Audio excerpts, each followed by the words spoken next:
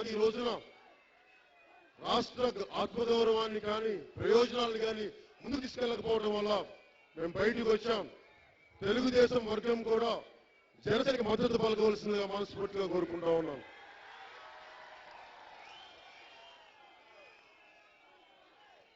తెలుగుదేశం నాయకులకి పెద్దలకి చెప్తున్నాం, జనసేనకి సారి మద్దతు పలకండి, మీకు అండగా ఉంటాం. మీరు ఏమి చేయకపోతారని నేను అండగా ఉన్నాను. గుంటూరు సమస్య ఉంది. పత్తిపాటు నియోజకవర్గానికి సంబంధించి మనకి సాగర్ చివరి భూములు అవడంలో మనకి సాగునీటి రావట్లేదని చెప్తా ఉన్నారు.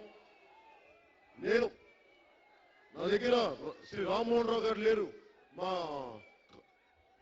నేను మేనిఫెస్టో చీఫ్ అడ్వైజర్.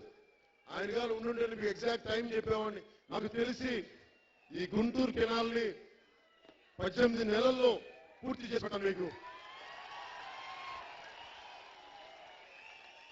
అలాగే 40 డ్రైనేజ్ ప్రాజెక్ట్ ని శరవేగంతో అన్నారు, కానీ నాకు దీని మీద స్పష్టత లేదు.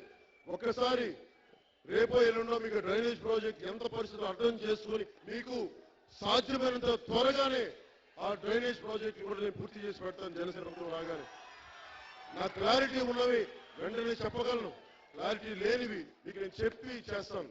ఒకవేళ నేను చేయలేని పక్షంలో నేను ఈరోజు ఓట్లు అడుగుతున్నాను. నేను చేయలేని పక్షంలో నేను చెప్తాను, ప్రతి 3 నెలలకి జనసేన ప్రభుత్వం మీకు పొలిటికల్ ఆడిట్ ఇస్తుంది. మేము ఏ పనులు చేయలేకపోయాం, ఏ పనులు చేయగలిగాం మీకు ఇచ్చి, ఒకవేళ మీరు సూచనలు సలహాలు ఇస్తే నేను పాటించదని సరిదిద్దుకుంటాం, తప్పు నుండి సరిదిద్దుకుంటాం, మీకు అండగా నిలబడతామని తెలియజేసుకుంటా ఉన్నాను.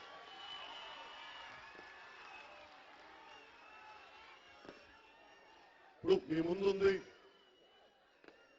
తెలుగుదేశం అభ్యర్థులు ఉన్నారు, వైసీపీ అభ్యర్థులు ఉన్నారు, జనసేన అభ్యర్థి శ్రీ రావుల కిషోర్ బాబు గారు ఉన్నారు. మన ముందుంది ముగ్గురు. మీరు ఆలోచించి నిర్ణయం తీసుకోండి. వైసీపీ నాయకులు